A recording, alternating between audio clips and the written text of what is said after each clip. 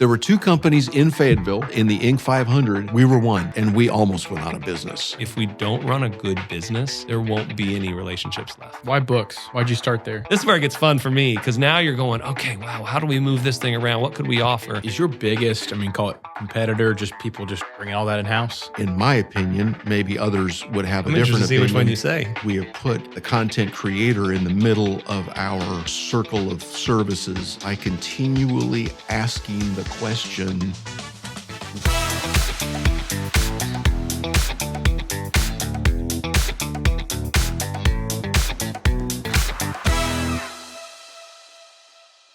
We want to give a special thanks to our presenting sponsor, Greenwood Gerhardt. Starting with my parents, for years, they've helped my family feel at peace by having a team we can trust build our finances for the future. One thing I love about Greenwood Gerhardt is how directly involved the team is in the holistic planning of our finances. We can regularly check in with our advisor and know that they see the full picture of our family, even between generations. I know they're adding immense value to so many lives here in Northwest Arkansas. And to learn more about Greenwood Gerhardt and their suite of services, you can visit their website at greenwoodgerhardt.com or hit the link in the show description. Now, let's dive into the episode. Tom and Alan here. We're sitting in your brand new headquarters as of November. November 25. This bookshelf was put up today. So it's it's amazing. This place is beautiful. Yeah, I think it's an inspiration if you got any kind of a warehouse that like if it looks like this, then it's pretty awesome. So just so people kind of understand the business model first, how do you describe yourselves? I know like 3PL maybe thrown around and like, but that's not really your offering either. Right. But like, what is Givingtons now? What is now? We can walk through the whole story, but now we're in the middle, kind of the crossroads of e-commerce and content. So what I mean by content, this is brands that they're built off of ideas or built off of a message they want to deliver, built off of what's that called? Thought leadership. So you have thought leadership, an idea, a message. You're built off of content. Everything from a TikTok creator, he creates content, everything to a ministry, to an author.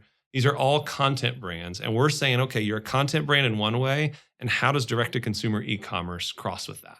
Oh, wow. And so we've then built a kind of set of services around that type of audience, saying, okay, if you're a direct-to-consumer content brand, how do we serve you? And fulfillment, a 3PL, a warehouse is one piece of that. So the warehouse is the big one. That's the show. You pull up and you're like, wow, look at this. Yeah. But that's only one piece of kind of what we do and kind of who we are at this point, 14 years in. How much of that business model do you actually have to help the person that you're serving understand that they are, right? So do I know that I'm at that intersection? How often do you have to explain that to people? Currently, I think that's something we are growing in. I think the ones that we initially get, the easiest sales pitch is to the one that already knows. Hey, I know this, I'm already doing this, and I need help. Mm-hmm. Great, we're here to help. You're going to love us. Come on in. It's the ones we're seeing recently that's like, you have an opportunity here. Literally was on the phone with a group. Tons of people know it's a big parenting brand nationally. And I'm going, you're doing direct-to-consumer digital. Why aren't you doing direct-to-consumer physical? And they're going, wait a minute, but how does that work? And I'm walking them through, you could print a book, you could create a product, we could ship it for you, you could do this. And they're going, oh, and I could bundle it with my digital product, and I could this and that. But to your point, I had to kind of walk them down that path of like, oh, there's more I could do here. I could take my audience, I could take my content, and then turn that into something more. So a little bit of both ends. Some people know they need somebody to ship their orders. We love that. Easy phone call, easy sales pitch. Hey, we need to ship our orders. Who do I talk to? There's another group that I'm saying, you have an opportunity here. How do we walk you down, help you see what's potential, what you could do? But they all know this. They all know they want to optimize the revenue from their content. Yep. They may not realize exactly how that can happen. And at Givingtons, we often have to explain the mechanism that unlocks that. But they all know, as content creators, either individual content creators or content companies, that they need to be able to unlock more revenue than traditional methods for doing that allow. Yep. And what we've done from the very beginning is we have put the content creator in the middle of our business model, our circle of services, and we have grown over time by continually asking the question, what could we do to help them unleash more content? Mm. And at the very beginning, when we were having conversations, this is before we even had a clear understanding of how our business model would mature. Mm. But we knew this. We knew even from almost at the very beginning, right after the pivot, after our founding, we had a pivot. And at that point, we knew that content creator was in the middle. And so we began to go to, I went to publishers, and I would say it takes a village to get good content into the hands of a serious reader. Mm. And we believe that the content creator deserves the biggest house in the village. Yeah. Because the content creator is the only part of all of the different, the chain, the elements, whatever you want to call them, required to get that content done that can't be replaced. You can replace a publisher, a marketing agency, 3PL, a manufacturer, a 3PL. You can't ever replace the content creator. And so publishers at that time, in those days, publishers were in the middle. They had the biggest house in the village. Yeah. And they weren't super excited with that. Yeah. Metaphor. but Why wouldn't they be? Nevertheless. And I want to talk about the beginning, but one more thing before we go, like from the inception story. Yeah. Maybe give like a story, call it a client success story, or just like an aha moment of a creator or brand, however you identify them, as like, hey, like you've got something here, and like we can help you. Yeah. We can help you with that. Yep. Perfect example. A couple out of Oregon, Jeremy and Audrey Roloff. So if you remember the show Little People, Big World, remember this show? Oh, It was a show, I think on TLC of little people. And they had one or two sons that were your standard size, however you'd say that, right? And he got well known there. He married this woman who had a great personality. They kind of built their following. And so as they did that, they had books they would release. Well, then it was like, what could we do directly? And so we've been a part of that growth really from a long time. So they came out with a marriage journal, and they needed somebody to help them ship that marriage journal. Hey guys, that sounds great. Let us help you with that. And then as the years went by, we kind of came to them. We're like, what if you did this type of product? Or they'd come to us. Hey, we kind of are thinking of this idea. So we'd help work with them to create that product, get it made. Now they're selling that. Then it's like, ooh, you could do this, you could do that. And so they've been good at it. So they've been doing their own thing, creating content, doing a podcast, but then to come alongside and have a product engine next to it. They're a perfect example of who we work with and somebody we've kind of helped, walk along with them just as they've been doing their thing, rocking and rolling. We've said, hey, let us add some extra to that. Yeah. Leverage your audience, sell directly to them, all that type of stuff.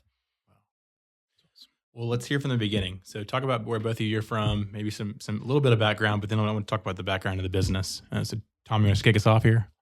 The business began as an idea. All businesses do begin as an idea. And this one came from a couple of different strands.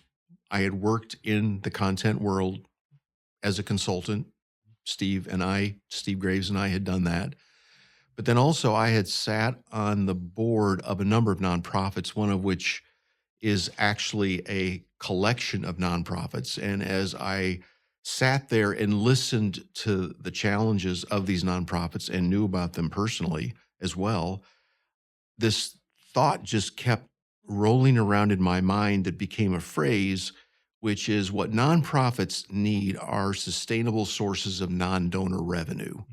They need somehow to be able, they need earned income. They need something besides just a donor. And I knew of some content brands out there, nonprofit content brands, that had that opportunity and weren't able to optimize that. And so that was part of the very, very beginning, where we thought to ourselves, what if we were able to somehow provide a mechanism that allowed a nonprofit to have a sustainable source of non-donor revenue, earned income, content selling. And so at the very beginning, there was that. Well, that was the problem you were wrestling with, and you were trying to figure out a solution to. And e-commerce was just gaining some ground. This is 2008 to 2012, yeah, right? Like this is yeah. how he's wrestling with this question. But e-commerce started to give a a mechanism to make that happen. Yeah. Okay, wait, these organizations, these nonprofits, there's now a mechanism to sell or serve their audience with content that is valuable to them. It's not just sell them a product. Hey, come buy your pencils from us. It's like, no, we're going to give you a product that's valuable to you. So the conversation is, man, we can go to these content brands, go to these nonprofits. They could create a sustainable source of non-donor revenue if they are selling valuable content to their audience. Now they have a sustainable source. Now they have money coming in, earned income. So that was the original thought. That was the, as the idea kind of coalesced, kind of came together, it was, wait a minute, we need to use e-commerce to drive sustainable sources of non-donor revenue for nonprofits and organizations looking to do some great things in the world. So that was the original idea. And you always have to start with an idea. And it turns out it was not a good idea. But you got to start with an idea, even if it's a bad idea. One of our phrases is it takes 100 bad ideas to find a good one. So we got this one was a bad one. We could check this one off the list early, but the idea originally for the original inception of Givingtons is that we went to nonprofits and we said, why don't you send your audience, your supporters to our website to purchase product, and we will give you a revenue share back. Yeah, right. It didn't work at all. And so this is before Amazon Smile. Amazon Smile wasn't a thing. Like this was stuff. I joke that Amazon Smile saw us coming. Amazon got scared. They saw us coming and were worried, but that probably wasn't the case. So that's how it began. It didn't work, well, for all kinds of reasons. It didn't work because it was a bad idea. Well, It was a bad idea Yeah. because there wasn't enough revenue for that nonprofit Sure. to make it worth whatever the hassle it was to send their audience. Right, And it wouldn't have worked anyway, because in order for it to really work, we would have had to have a massive inventory of book product. That's what we were originally selling. We would have had to have a huge inventory of book product, which would never have sustained itself. Right. It just would not. It didn't work.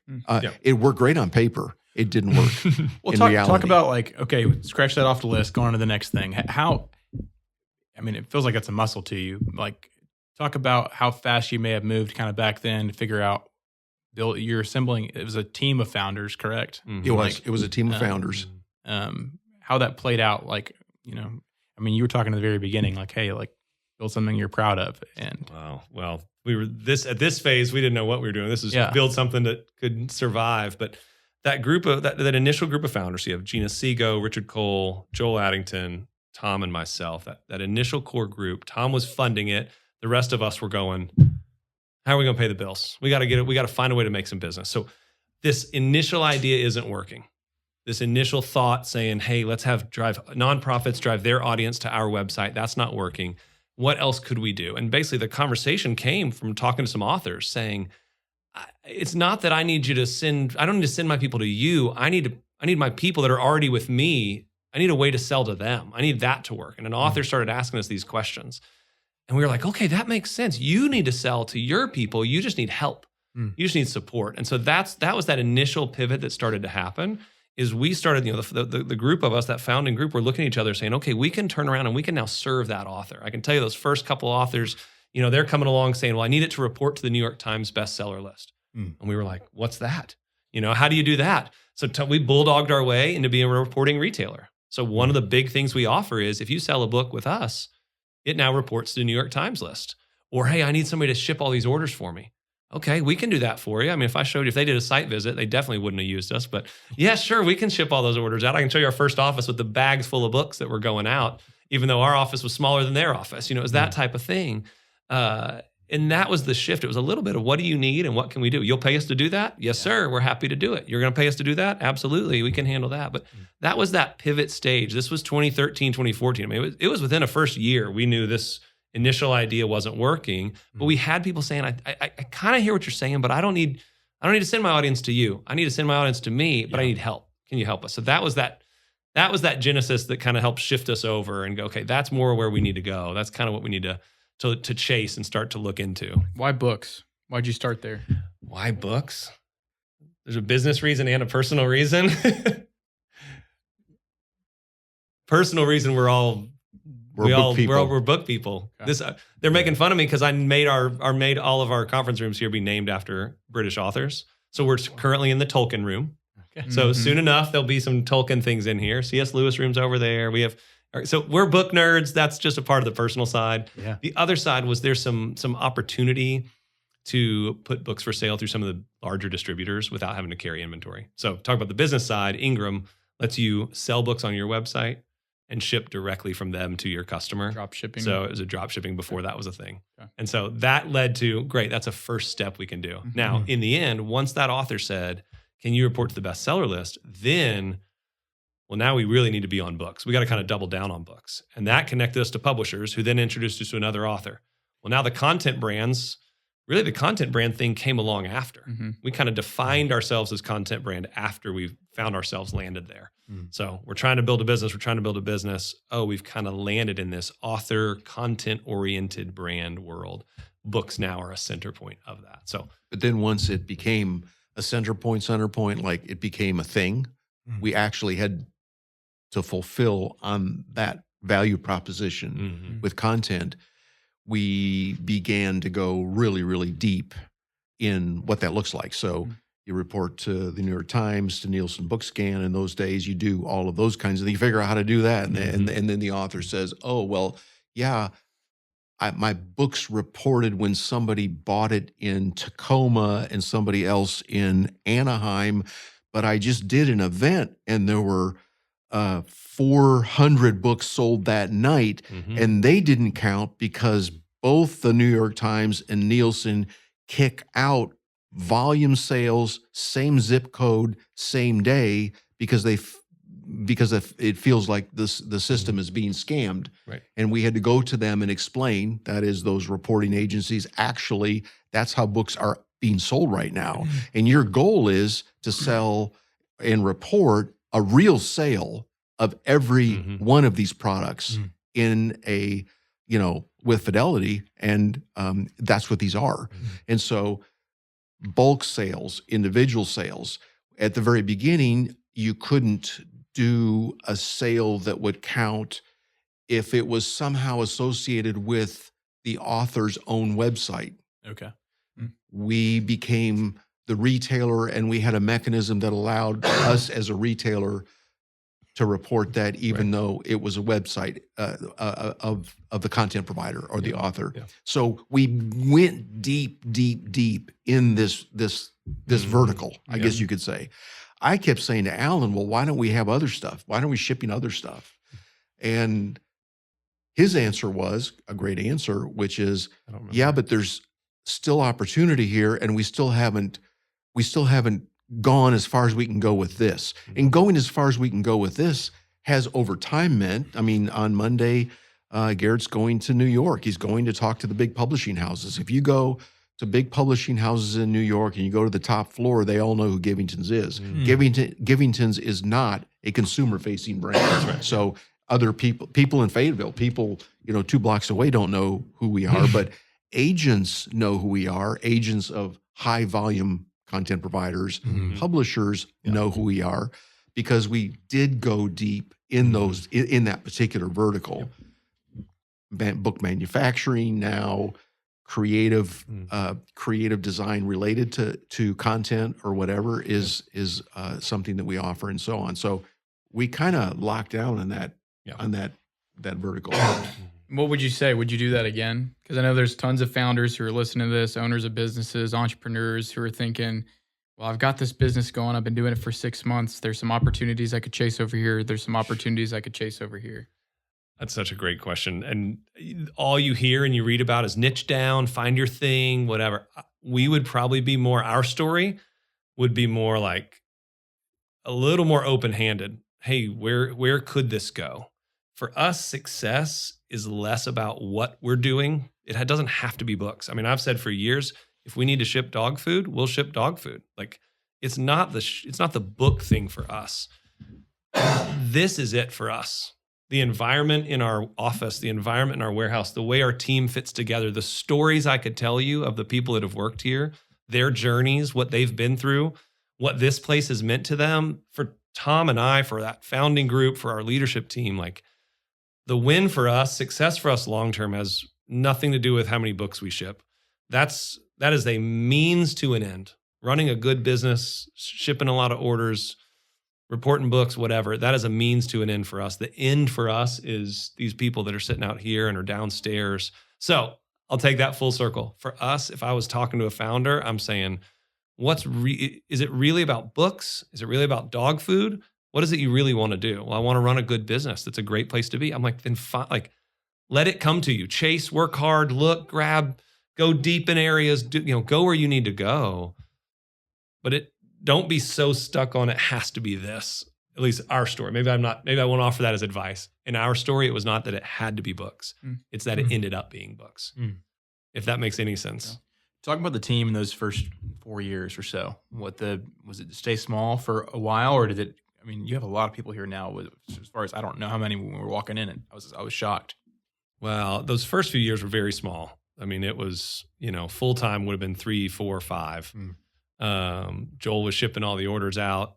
Richard and I were sharing hotel rooms on sales trips. I mean, it was, Gina was packing every event order, sending it out the door, and then slowly added pieces. Once the shipping part picked up, that's where you need more and more individuals. You need more people. And so Sean Morris was a key part of that, in that he carried a heavy weight for a long time, making sure all those orders got out. So the team expanded really in the shipping area.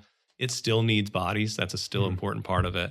But yeah, those first few years were pretty lean. If I look back at some of those pictures and some of those things, it was pretty lean, pretty tight. We all did a little bit of everything.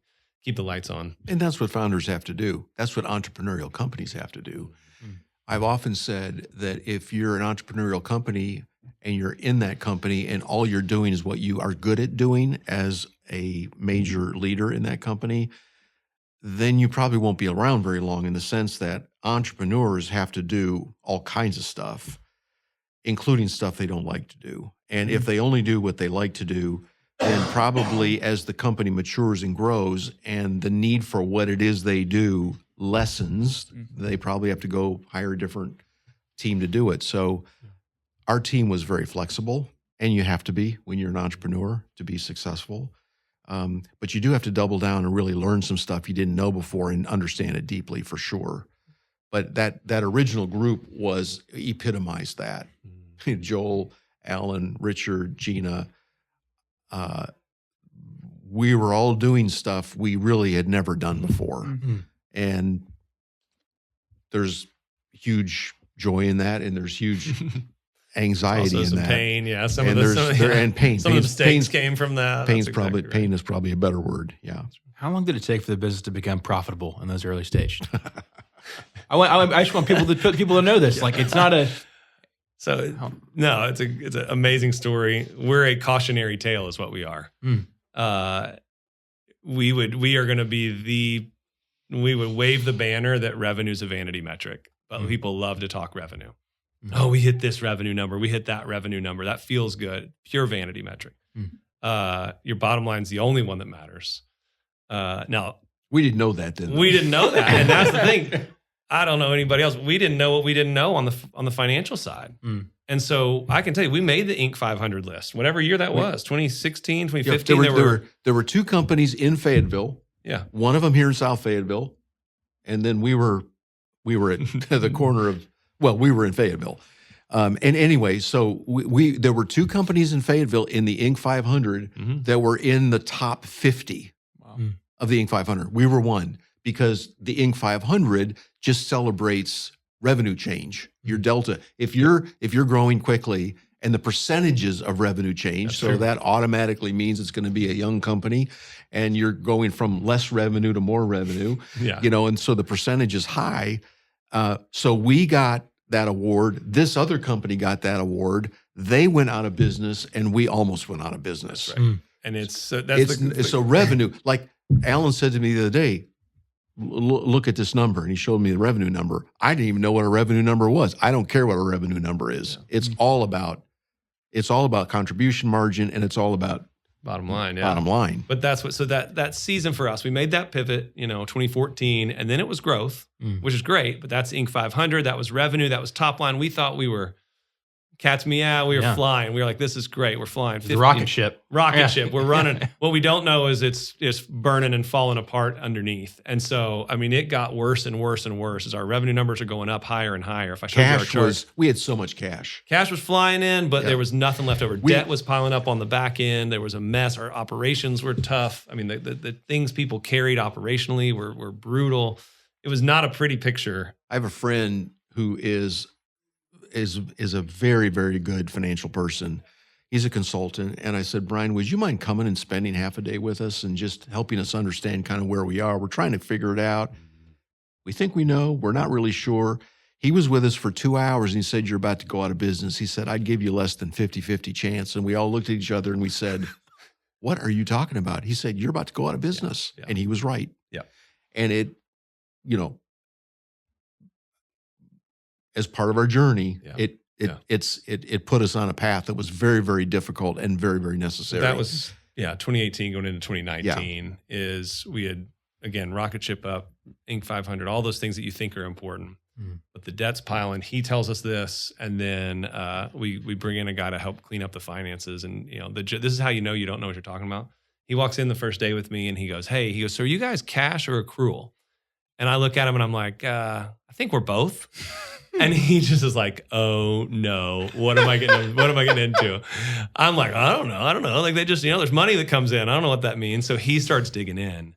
And it was like, a spotlight in like those like old rooms with a spider web. I mean, he turned the lights on and it was a mess.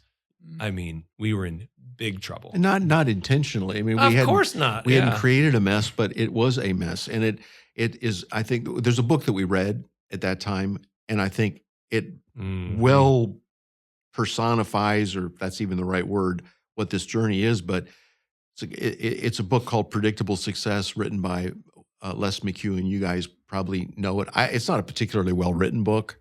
No offense, Les. If you want to ship it direct, we're happy to ship it direct. But but what he does, what he talks about is very accurate, which is the different phases that a company goes through. Right. And it's probably not original to him, but it spoke to us. And that is the first phase. You're an entrepreneur. This is hard. Yep. Like we have no customers. We have no revenue. We think we have a good idea. Yep. Nobody will listen to us. This is hard. Second phase is this is fun. Oh, yeah. Oh gosh, look, people are actually calling us back. Somebody wrote us a check. Let's have a party. But then, and then if that continues, the third phase is whitewater. And in whitewater, your wheels fall off. You've got more volume than you can handle. You have no processes, which means that to solve a problem, it's a person solving a problem as a one-off. And and as you grow, there's no way in the world that you can keep up with that. Like you can't do that. When you get to the top, which we arrived at after a very, very difficult period of time, it's called predictable. That's what he calls it, predictable success. And that's where there's this right equilibrium and measure of process and innovation. So you're not inflexible at this point, but you do have processes that are adequate and appropriate for where the business is. Right. You found the software program that helps you figure that out. You've done that kind of things. You can actually look at a sheet and say, okay, that's step one. This is step two. Oh, I'm on step three. Great. Now I know what I'm doing. But in that whitewater period of time where Brian came and said, you're about to go out of business. Oh, yeah. And we had a financial person who began to help us. It was dark days. Dark days. It was dark days. Yeah. It was very, very difficult.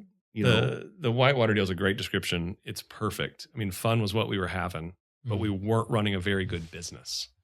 And so people like to work here. It was a blast. This is so fun. We're getting new business, but the business itself was poorly run. We didn't have, we were doing our best. Revenue was coming in. It just we would say revenue covers a multitude of sins. Just bring in more money, bring in more money. What's crazy about the book is there were so many times that I was like, are there cameras in our office? Like the book, Predictable Success book. I mean, it yeah. was so accurate. And honestly, there was a piece that comes because you realize like, oh, we're not the only ones that have done this. We're not the only ones that have been through this. Crazy. And so Whitewater, I was like, oh, people are frustrated. There's no processes. The team's starting to crash. I'm like, oh my gosh, this is exactly right. And so we walk down that road, get into 2019, and kind of the rubber meets the road on the debt side of it. Top line like crazy, debt building up that we can't get out of, processes are in trouble.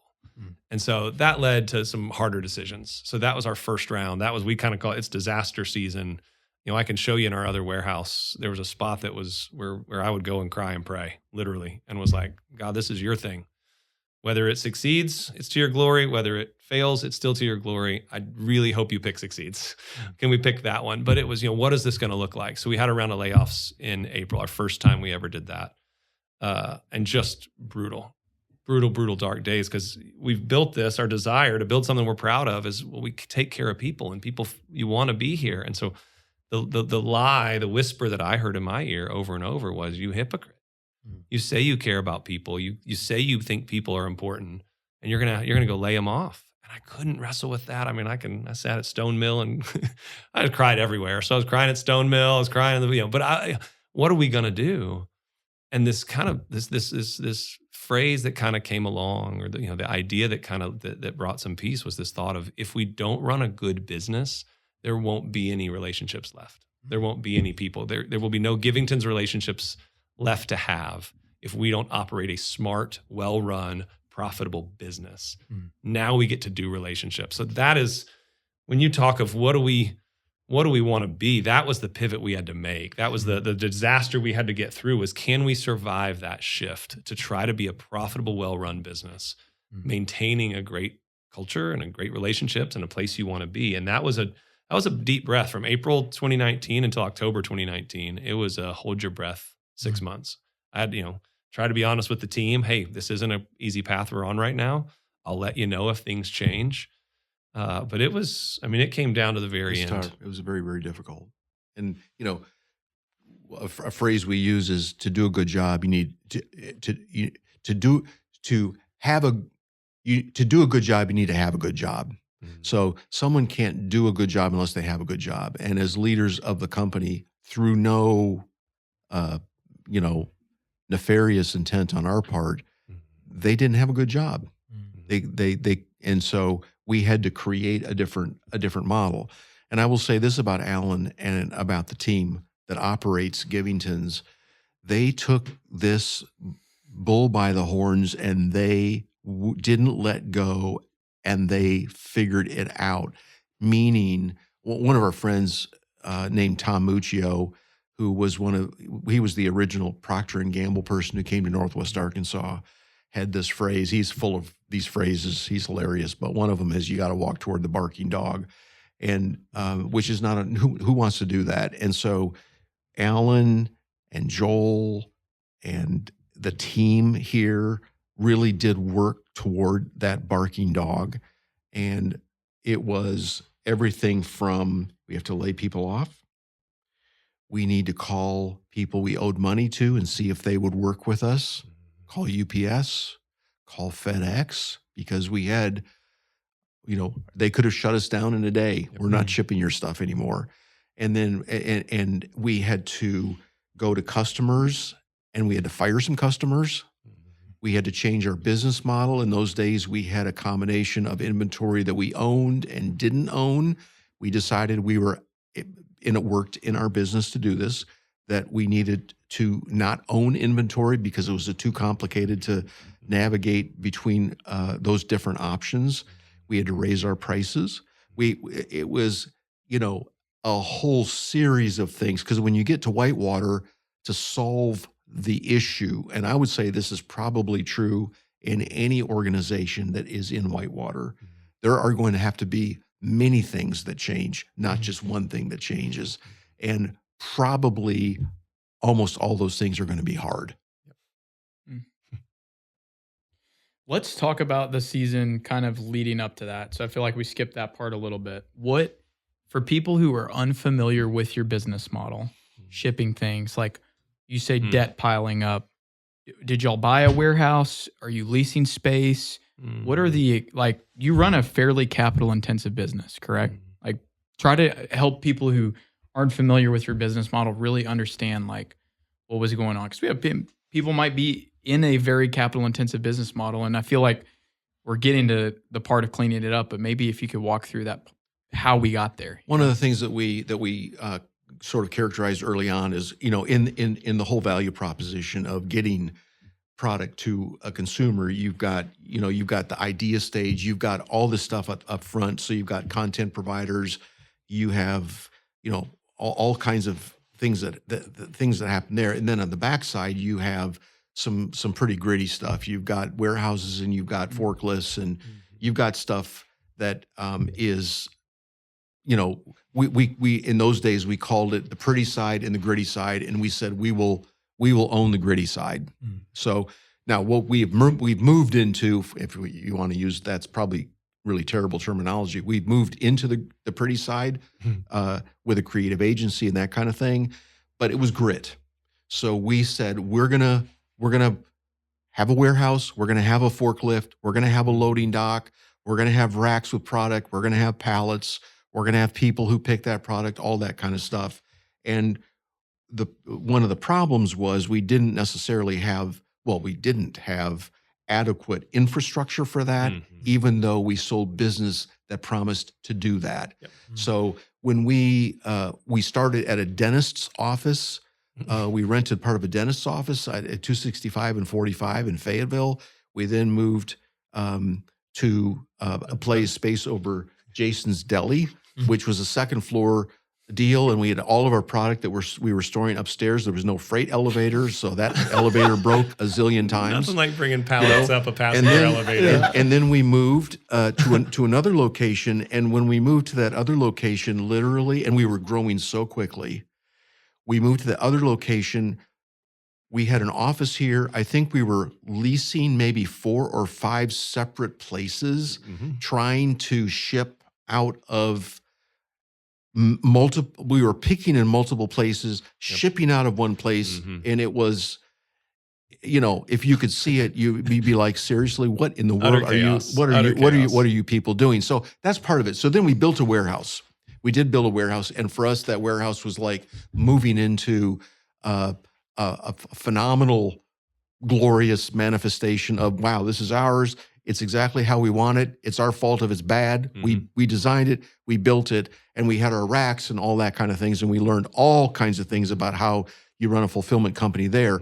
But it was there soon after we moved, after this history of we grew, didn't have proper infrastructure, had to figure out all of the processes where we were in trouble.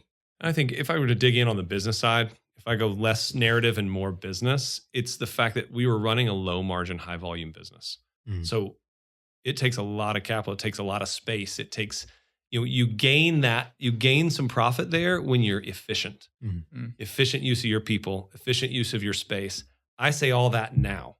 In 2015, 2016, we didn't know. I mean, we knew it in theory, but we've never lived it. But if I were coaching somebody now, I'd be like, well, hold on. If you're a low margin, high volume business, you need some scale. And that's going to take some, you need space for that. You need people for that. But really, you need processes to hold that and make it streamlined. That's not my gifting. I named Zach Morgan. He came in and he was the one to say, everybody has to cut their box this way. And at first I was like, why is he making everybody cut the box a certain way? But for him, it was not the way you cut the box. It was making everybody do it one way. You cut, he literally talked to our entire staff, office staff, everybody had to go down to the floor and learn how to cut a box. Here's how we're going to cut boxes from now on. Because it forced us into process. We didn't have any of that. And so when you're running something low margin, high volume, that's when you start to gain some room. But we weren't. We were sloppy processes. We were, didn't have the right layout. Our software couldn't do what we wanted. And then we have just enough, but this is probably both good and bad. We have just enough maverick in us that we're going, we'll figure it out on our own. There are probably, people have been shipping stuff for years. Plenty of warehouses know how to do it. But we weren't the type to go, well, let's go learn from the ones that know how to do it. We were like, well, I don't know. What do you think? That sounds like a good idea. Maybe we should put them on a rack. Maybe we should try this. We just were like, we have and again, there's good and bad to that kind of maverick nature to say, well, we'll figure it out. We got it. A little bit of confidence in us. looking back, I'm like, probably could have learned a lot from somebody else. Probably didn't have to learn these lessons in such a hard way. Probably could have found a different way to do it. But we just are a little wired to do that. But if again, go businessy nuance. I think when you're in a low margin, high volume, high overhead business, processes, efficiencies, all those things have to come into play, and we didn't. That wasn't our cup of tea at the time. Yeah, it is a capital intensive business for sure. But I would hate for somebody to think that they couldn't get into that without a lot of excess capital on the front end. We did not have that. Yeah. And it wasn't pretty, but it was possible. We also had an unbelievable person who came alongside of us who provided some funding that was really, really necessary. It was a huge amount of funding for us. In the world of capital markets, it was not a huge amount of funding, but his dollars helped us do some things that we couldn't do. We could never have gotten here without that help. But even in at least in this capital intensive business, like if we had a picture of this warehouse and said, this is what you got to have to make this work, we would never have started. Never in a million years.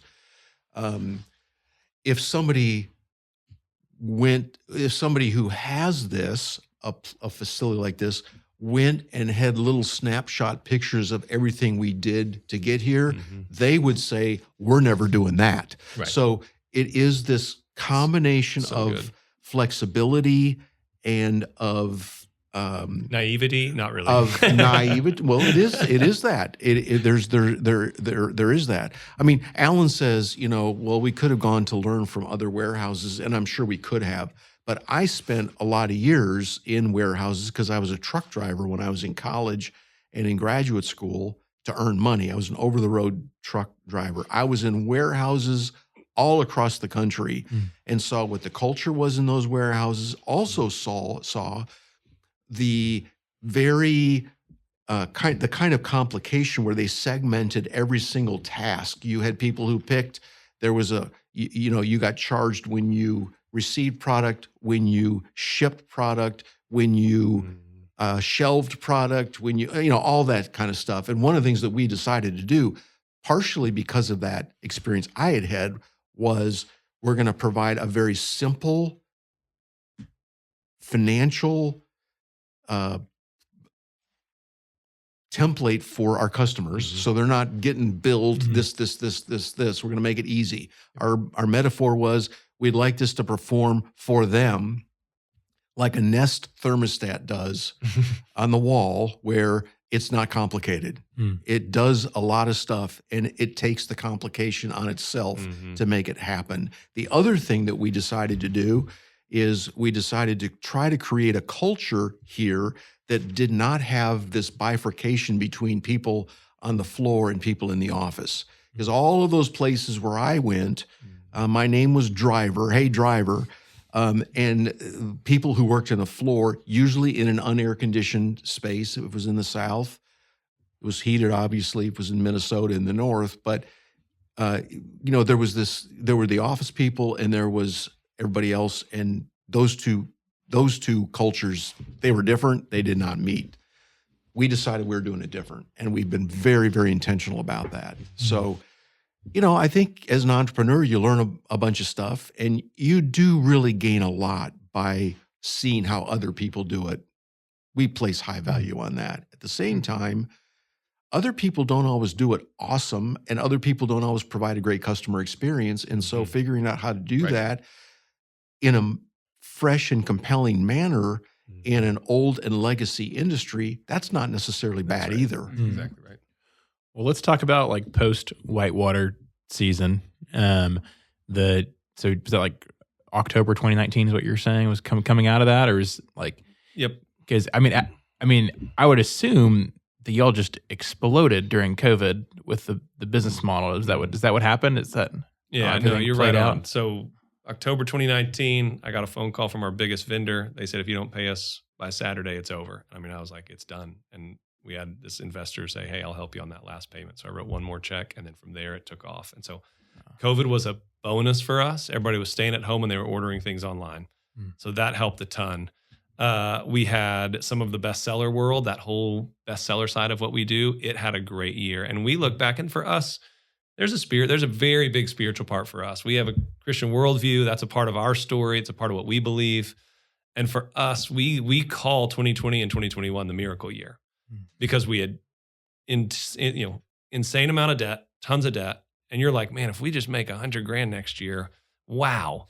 And then I look at that, but when you look at the stack of debt, you're like, how many years of $100,000 until we dig out of this hole? I mean, that's the situation we were in.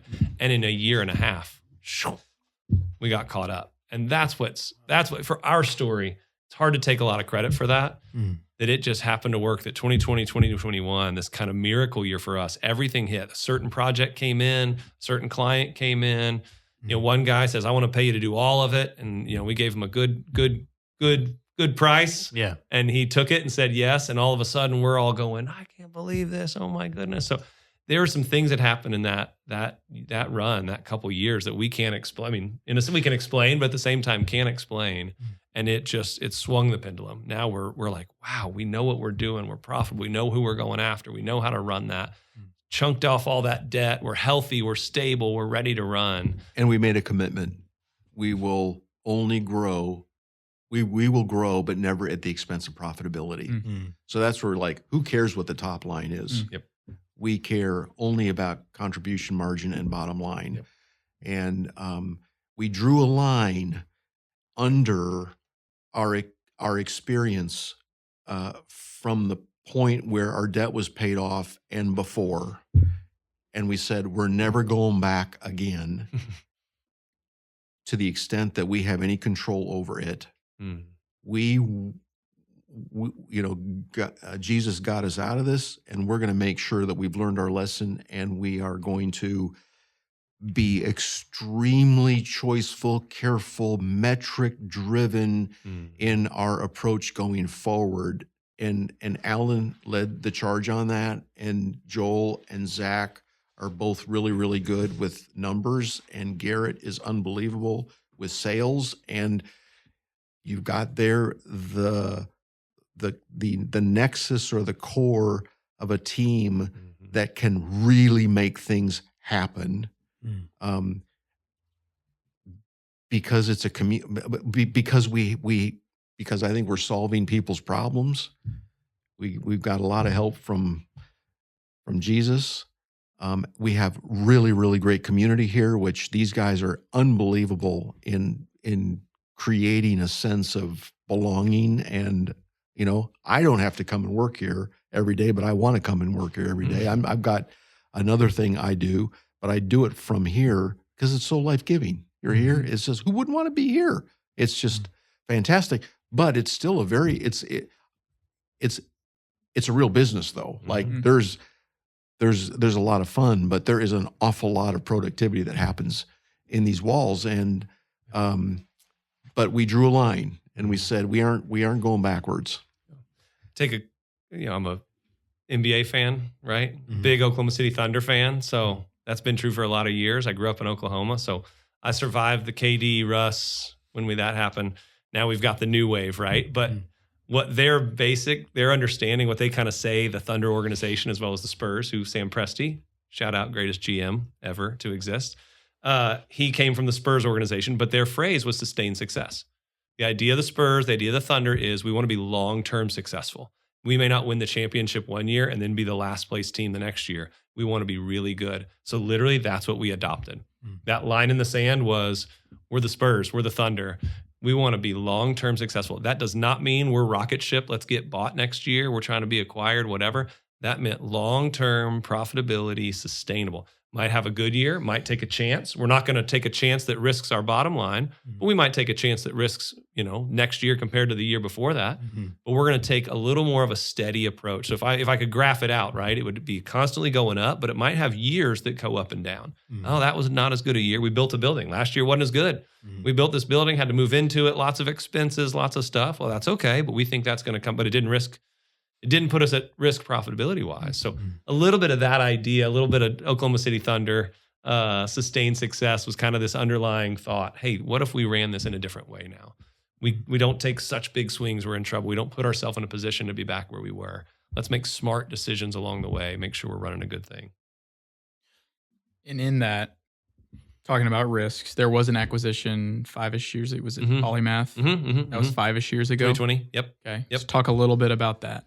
So we had just come out of, disaster. I mean, we're talking, this was October of 19. We didn't think we'd make it. In May of 2020, he calls me. This is COVID. We're all at home. And I get a call and he's like, hey, you think we want a creative agency? And I'm like, well, I mean, that's kind of in the vision, but we're still in debt. We're still digging out. He's like, well, you know how God works around here. Something's cooking. And he's like, I need to get you on the phone with somebody. So all of a sudden we start talking to a guy. He had this wonderful creative agency called Polymath. He was needing a new shepherd to take it. So we were talking through if that was the right fit for us. It worked out, it fit.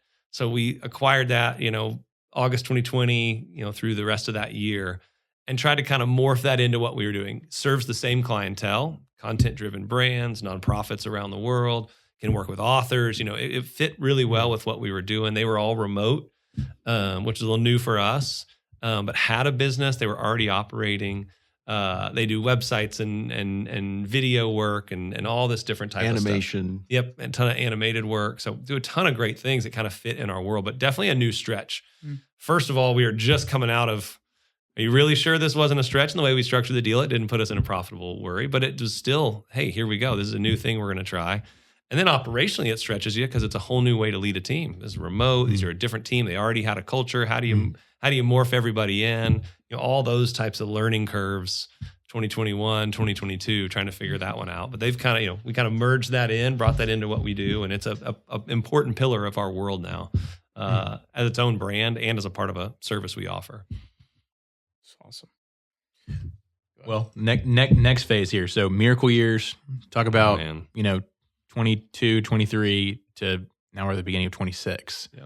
What have these years look like? How has the offering changed in that period? Maybe the team a little bit too. What did that change look like? Give us some of that. If I were to talk, this phrase has been health and stability. This phase, 2021 and on, is health and stability. We're a healthy business. We pay our bills. We're on, all those things that weren't true when we were in trouble. And now it's like, man, we're running this thing. It's really happening. So now we're looking at how do we grow well? Where do we want to put our efforts? Where do we want to put our eggs? Do we want to be only in one of these buckets? Do we want to diversify our revenue streams? One of the things we talk a lot about is having different types of revenue streams within our umbrella. So, if we talk about fulfillment, right? Low margin, high volume, but it's pretty consistent. Every month those orders have to go out. It's a sticky business. It's hard to leave your warehouse. There's that. But the creative business is the complete opposite. It's project driven.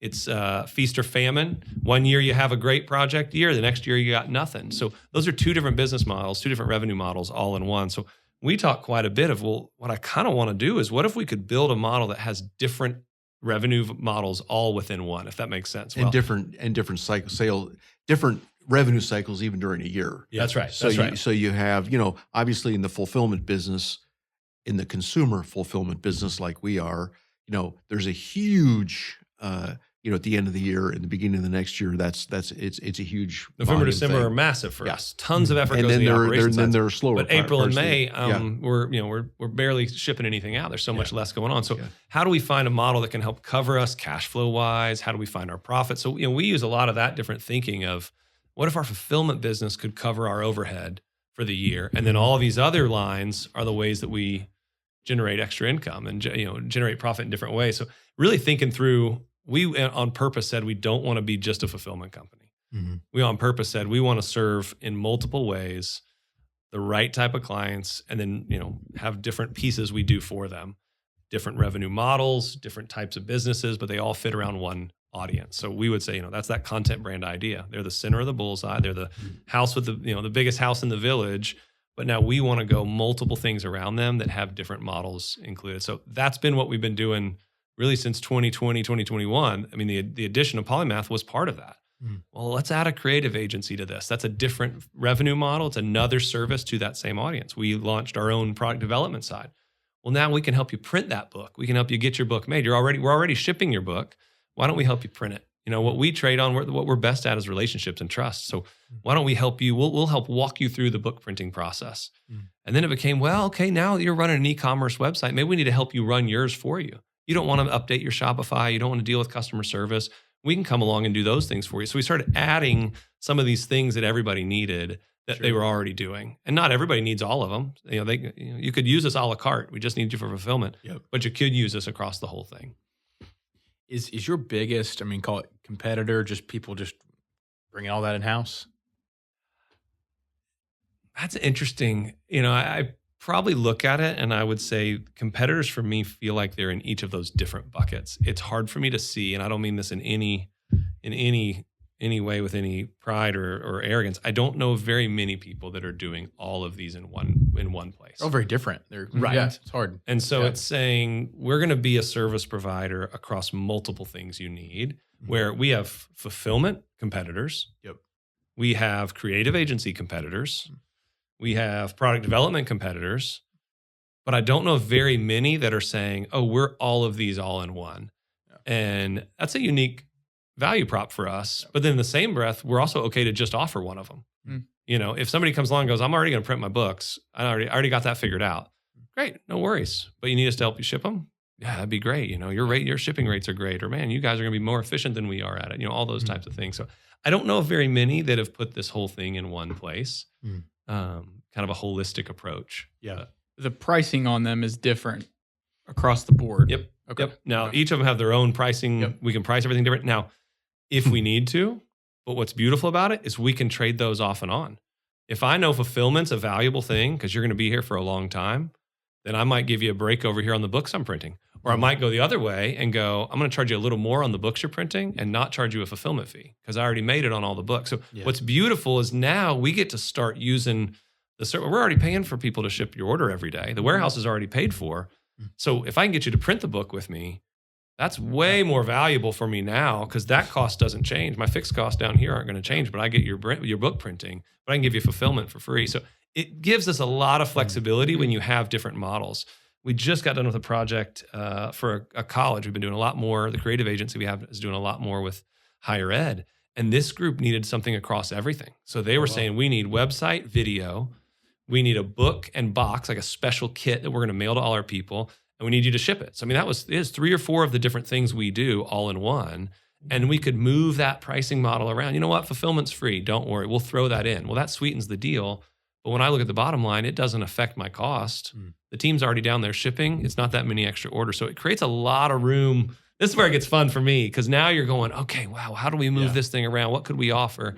How do we shift? Things like that. It becomes very difficult for somebody else to be competitive if that whole range of services are required and if we look like a solution for a customer.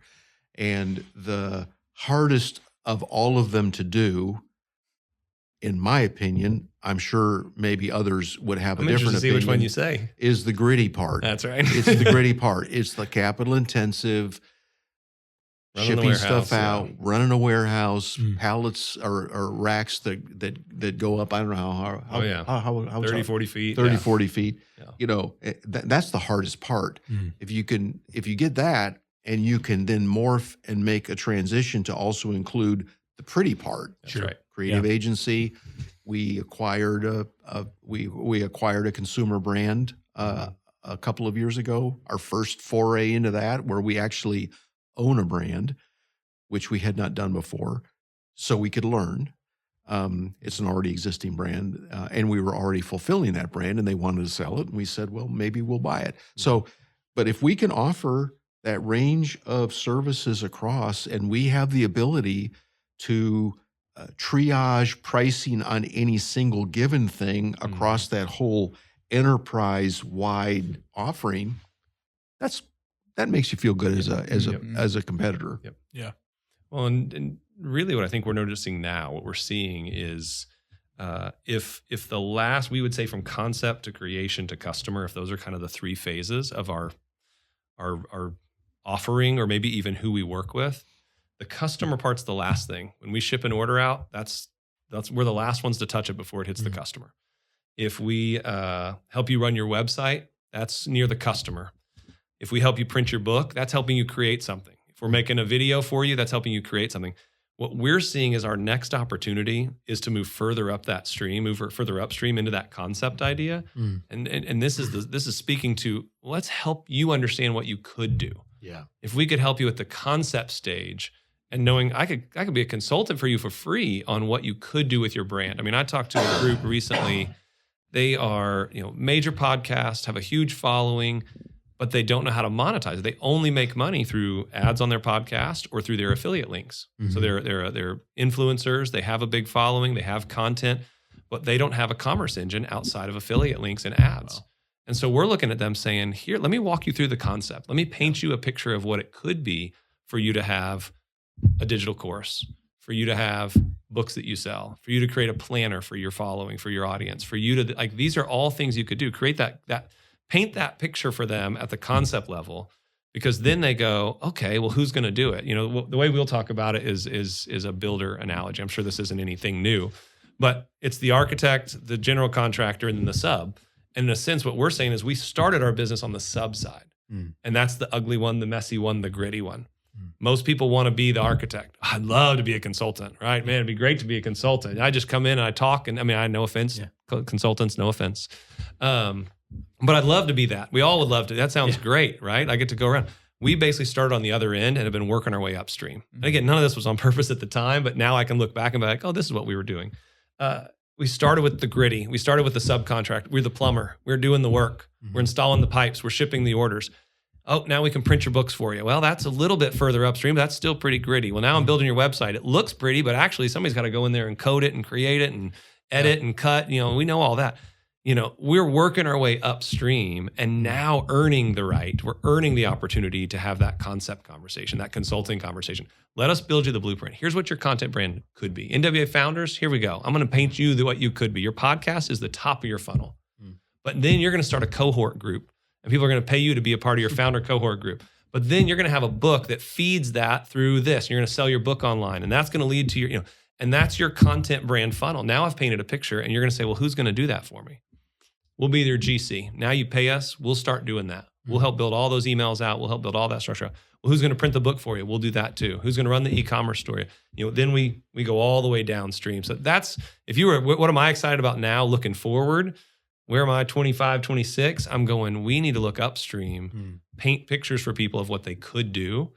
We don't need to get paid for that because we'll get paid for it, downstream along the way. So are any of those revenue models based off of like a revenue split? If you were to go from concept all the way downstream, is any of that, is there any upside, or is it just, hey, our business model's based off of all those? We have only and exclusively been service. Okay. Pay for the service, pay for what we do.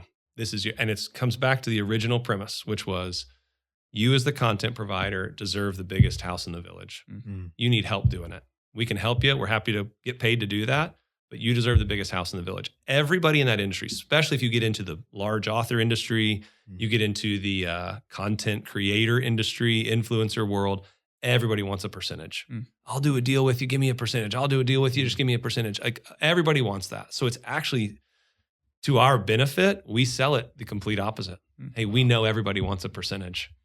We just want our service fee. We're happy to help. Now, say all that. We're open to the right situation if somebody wants to have that conversation. We just won't push it. It's not dependent on that. Yeah. But the right author comes along and says, "What if we did this together? I don't want to take the risk on the books. I don't want to go print all the books. What if it doesn't sell?" And I'm going to show them all the numbers and be like, "You should." And then finally, I'll say, "Okay, what if I print the books? I'll pay for the print, but I want to share. I want to ride along now with it." Yeah. And we're open to that model, but our bread and butter, the way we're designed, who we are, you get the biggest house in the village. We'll take our service fee and feel great about that. That's awesome. How many people do y'all have now? On a normal day, we're going to be in the 40 to 50 range. And I say range because we'll have, part-time help on the floor. We'll have, full-time help in this place, that place. We'll have different people. But on a normal standard day, we're in that 40 to 50 range. But if you came by here in November, they'd be 90 people on the floor, maybe 100 just on the floor. And so that's how much this peak comes. I mean, it comes in massive waves. So we, grab college students as part-time jobs. We use, seasonal staff, temporary staff to kind of handle what needs to happen on the floor. So at any given time, we're in, we could be at 90, 100, but, if you said, who's your core team? Our core team's in the 40 range. Okay. Over the next 5 years, do you think growth is coming from that enterprise model you just kind of walked through? Or is there a segment in that enterprise model that you're like, if we extrapolate out the last 2 years over the next 5 years, right? That's where a lot of our growth is going to come from. I'm interested where you'd go. Well, I'm not going to answer the question, but I'll provide some context. So when we moved into our previous warehouse, which we also built, which is in Johnson, much, much, much smaller than this one, but still really big for us at the time. Alan said to me in the conference room, okay, he said, we're here. We did the heave of the will. We got this thing done. It's finished. We're all moved in. This is it. This is it. We're good. This is it. And I just looked at him and I said, well, you're in charge. You have the right to an opinion about that. But I said, what happens if we get full and then somebody needs something and it's going to require a bigger infrastructure? What decision are you going to make? So 10 years later, you were proven right. And so we went from that one warehouse that we couldn't fill to it was full to now we're leasing in 3 other warehouses in Northwest Arkansas. Again, we're back to kind of where we were before, which is we had product everywhere. We're trucking this stuff around every day, even if we were fulfilling primarily out of one, some out of a second one. So I would say to Alan the same thing. Okay, so now we have this warehouse, which is huge for us, not big for people in the warehouse world, but huge for us. What happens if this gets full or if other business opportunities in the zone come up and don't require us to compromise on profitability? What will we do? I think we're good. I think this is all we need. So we got plenty. I've heard that before. It's a good question. I think the fulfillment side's hard because it is capital intensive. There is more risk there. So I'm hesitant to say we're going to keep growing. We're going after fulfillment. You're competing with Amazon. You're competing with ShipBob. I mean, the 3PL world is massive, and it is a race to the bottom on price. So that is a scary one as a industry. To be a boutique fulfillment center, small, there's a real conversation economically, like how do you compete against that other world? So, but if there's opportunity, we're always going to grow. We're going to go there. I think the other ones have better margins, they have better opportunities, whatever, but there's its own competitive nature in those. So I don't have a good answer for you on that. We literally talked about it in the past week or two saying, hey, what's this look like? Where do we go from here? Where does it come from? And we're saying when we look at the goals we want to hit, we look and see it across all of them pretty much on purpose. This one needs to grow here. This one needs to grow here. This one needs to grow here. I would say our vision it's that one. Fulfillment's the one, or creative, that's the one. It's this one, a little bit of this one, a little bit of this one. And then our nature all along has been, we look for the next opportunity. I mean, our deal all along has been some other opportunity comes along. Our job's to steward that opportunity, steward the idea. So sometimes we have plenty of stories of things we thought were good that were good for a time and aren't good now. Sure. And so the next one of those may come along tomorrow. That we're like, oh, that idea. And we'll steward that idea and try that. And it may turn into the one. And we look back and we do this conversation in another 10 years from now. And it was like, I can't believe that we didn't even know about this thing. And that's what took you guys to the next level. But we're open to that. But in the meantime, we're going to be, kind of faithful step by step on the things we have, kind of chasing that world. So I don't have a good answer for either of you. I'd say we're going to plug along and chase our goals, but it's going to be, kind of across all of them. And do you have fulfillment outside of Northwest Arkansas right now? Everything's out of here. So it comes right out of this building. We'll do about 1 million orders a year. So, wow. Yeah, I want to kind of segue. We're close to wrapping up, but Northwest Arkansas, I guess you could have other spots, other places. Why your business here? And then what do you tell somebody else? Why build a business in Northwest Arkansas? Well, our business is here because we lived here. But that isn't the end of that conversation. it is also a great place to build a business. I think it's very, very unique. When I look back, we arrived in Northwest Arkansas in 1989. I came to teach at the University of Arkansas. We rolled into town. It was a very rainy day. And I said to Susan, my wife, I'm willing to move here as long as I don't have to only be here. Like if this can be a base of operations. And in my head, I said to myself, I'd like to seek my fortune here. You say things like that to yourself. In 1989, there were no companies in Northwest Arkansas co-located serving Walmart. So there were no vendors here. To my knowledge, there wasn't even one. And maybe there was. I mean, maybe Anderson was here as the book company supporting Walmart. I'm not really sure, but not what it was today. Yeah, directionally, I'm accurate. And what happened is Northwest Arkansas is built on entrepreneurial. Basically we have Walmart and Tyson and J.B. Hunt are all three of them are second, third generation entrepreneurial companies. So you have this very vibrant economic foundation that is already here and is part of the DNA. When everybody moved in to support Walmart, P&G was the very first of those organizations that did that at any scale. All of a sudden you had this massive influx of highly developed talent coming to Northwest Arkansas who for some reason thought it was a pretty good place to live. And they got a little bit of a taste of that entrepreneurial flavor in Northwest Arkansas, and they did not want to leave. And someone somewhere up in Bentonville did this, you guys may know, but they did this map of where entrepreneurial companies in Northwest Arkansas have come from. It's a map of relationships and it's a map of companies.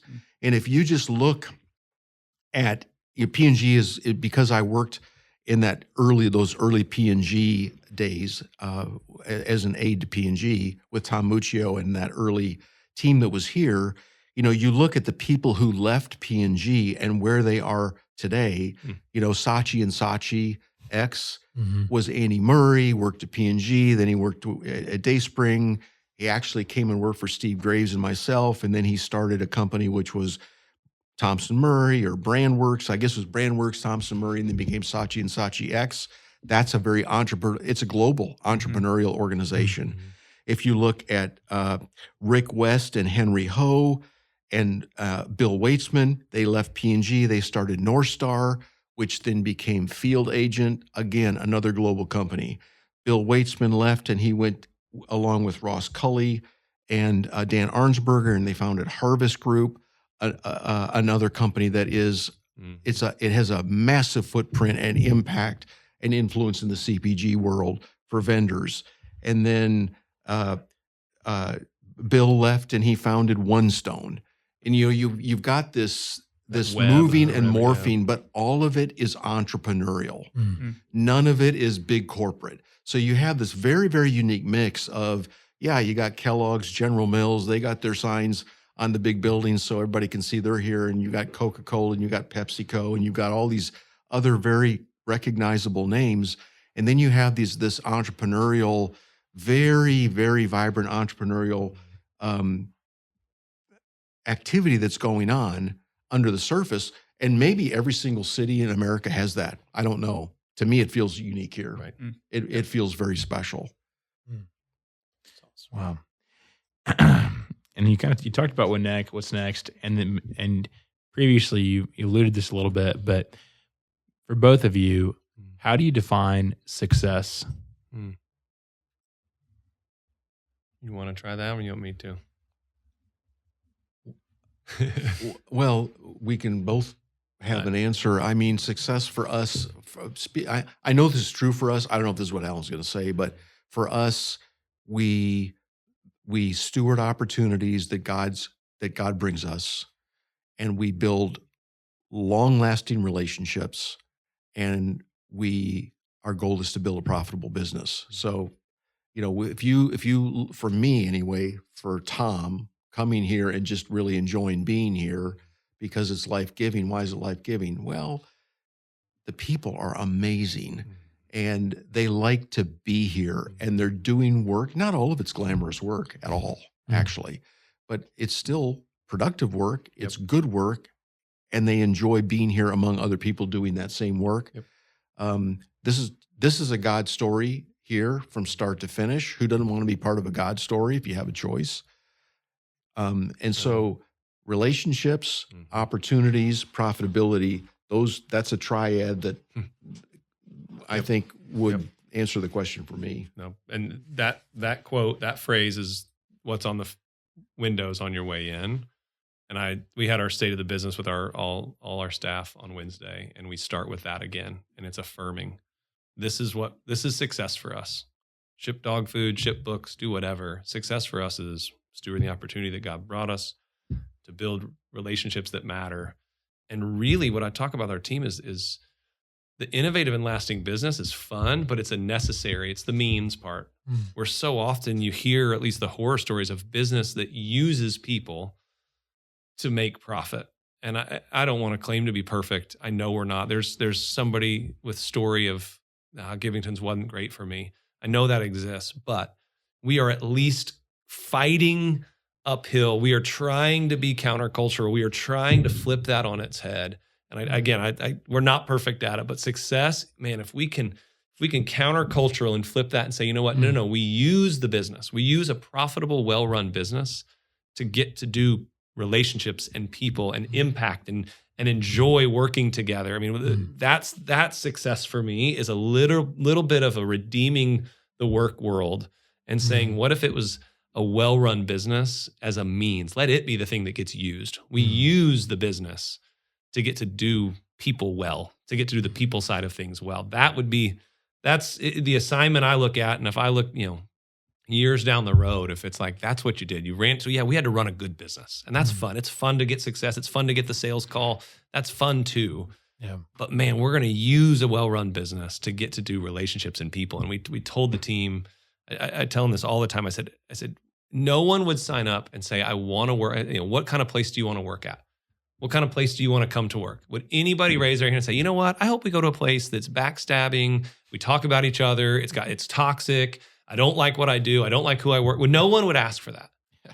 And they'd say, well, I want to work at a place that's positive, encouraging, fun. We have each other's back. We support each other. We're honest with each other. Everybody would want that. And then I look at everybody and I say, we are they. When it says they do it, we are the ones to develop our culture. Do you want a place that's positive and encouraging? Then guess what? You be positive, encouraging, and you be positive, encouraging, and you be we are they. We are the ones. What kind of environment do you want to work in? And I'm like, that's gold to me. Like to have a great place to work, like we are the ones that develop that. So it's how we treat each other. It's how we interact. It's, that's the part that's fun for me. And we talk about that. It feels very logical to me. Like I'm like, this is very logical. Do you want a place like this? Do you want to work like this? Okay. Who decides? We do. We do every day with the way we treat each other. And so that feels fun. Success is that relational part. That's what we're shooting for. And if we do that, that's why it's a long-term play. Let's do this for a long time. Yeah. Let's have a bunch of employees for a long time. That sounds good. That sounds like a win. Wow. That's amazing. One of the things we do at the end of every episode is just kind of highlight what we feel like our listeners will learn from you both, what we learned from you both today. I think the first word that kind of came to mind, and you both use this with the gritty and pretty analogies throughout the whole show, was just this word grit and what it really means. Like the business model you chose was gritty from the beginning, just really tough. It's a tough business model. It's capital intensive. It's hard work. Packing orders, shipping them on time, like it's hard work. And I think that work even translated, the grit that you had translated into cleaning up the business model. And I really like the way that you gave Alan credit on that. Like him and the team, y'all looking at this, the assessment, the diagnosis to say, hey, we're not healthy. And then the grit by you and the team to say like, hey, we have to make this healthy if we want to last. And that's tough. It sounds really tough. I think there's a lot that people are going to learn from that. The next word that I'd use is creative. We haven't had, even the business model itself in the author space with creators, like that is what y'all are living. Like, and so you have to be creative by nature to enjoy that work. And so I think that's been really cool. And I think a lot of people will learn from that. But I think the way that, that really stuck out to me was when you started to walk through the business model and the enterprise model that I'd say has really developed, it sounds like, within the last few years.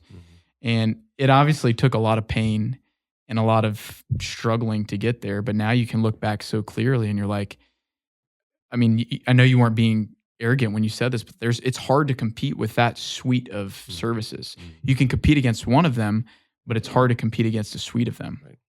And I think that takes some real creativity from both of you, from the team. And so hats off on that perspective. I think a lot of people can learn from that, integrating that into their business. And then I think the last one would just be opportunistic.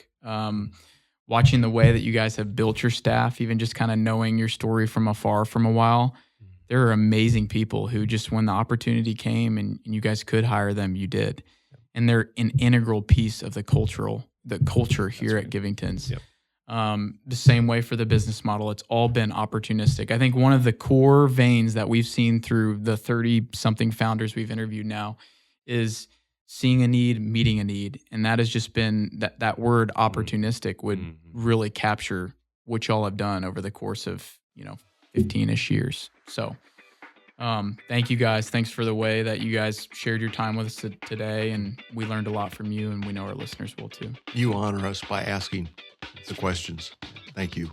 Absolutely. Thank you all. Thanks, guys.